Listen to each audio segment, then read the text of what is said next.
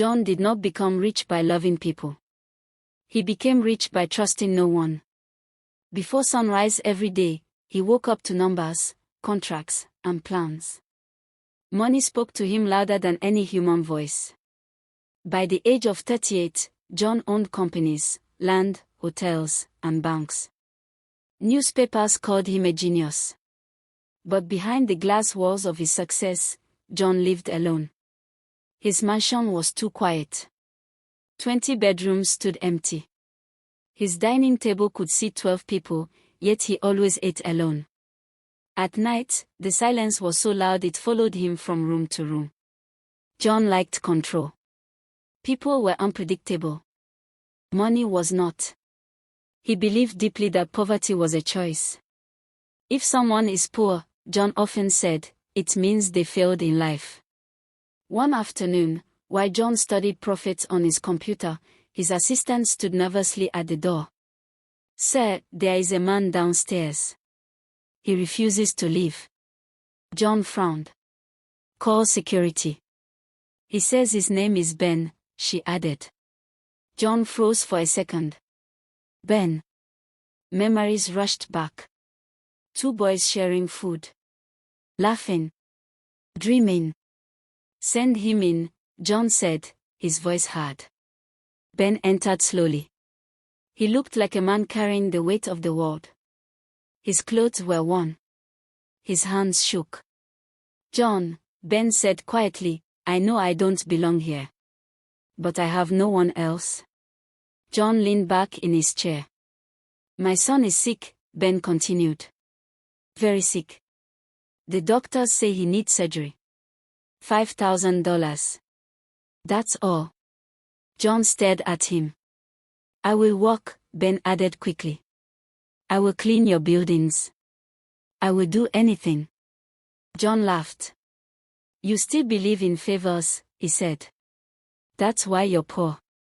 Ben's eyes filled with tears. "He's only 7, Ben whispered. "Please." John stood up. "I don't lend money to friends," he said coldly. "Friendship makes people weak." Ben fell to his knees. Security entered. "Take him out," John said without looking. As Ben was dragged away, his cries echoed through the office. Some workers looked down in shame. John felt nothing. That night, John prepared for an important secret meeting. He was going to buy land deep inside a forest, cheap land, desperate sellers. He enjoyed winning when others lost. Rain fell as he drove his sports car through the narrow road. Trees pressed in on both sides. The darkness was thick. John checked his watch. Suddenly, a shadow jumped in front of the car. A deer. John slammed the brakes. The car spun wildly. Glass exploded. Metal screamed. Then everything went black. John woke up screaming. Pain burned through his legs. He could not move. Blood dripped into his eyes. His phone was gone. The door was crushed. "Help," he shouted. "Someone help me." No answer. Minutes passed. Then hours. Rain soaked him. Cold crept into his bones. His expensive suit was ruined. His teeth chattered uncontrollably. Fear entered his heart slowly. For the first time in his life, John thought, "Is this how people die? Alone? I'll pay anything," he cried.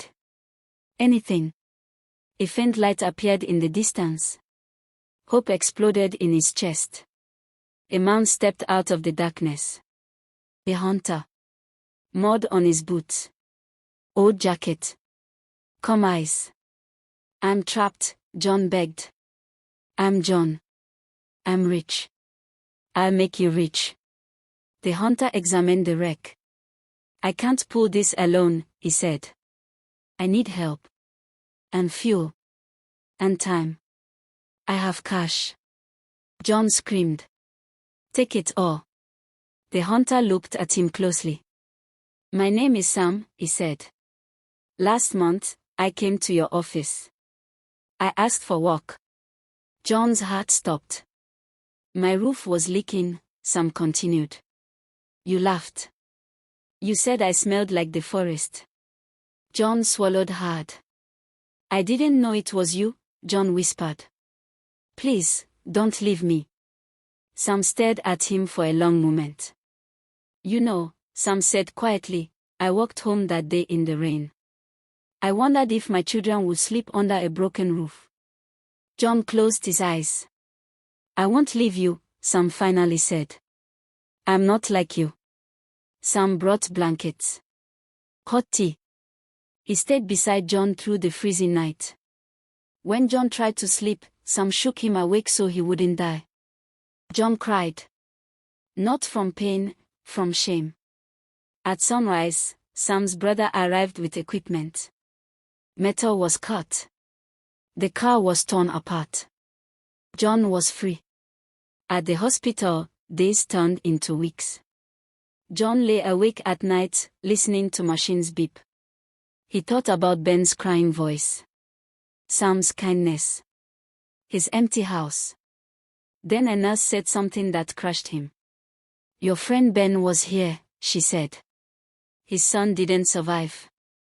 John felt like the air left his body. He cried like a child. When John was discharged, he did not return to his mansion. He went to Ben's home. He paid for the burial. He built a school in the boy's name. Then he returned to the forest. He found Sam. He rebuilt his house. Paid for his children's education. Offered him a partnership, not charity. John was still rich.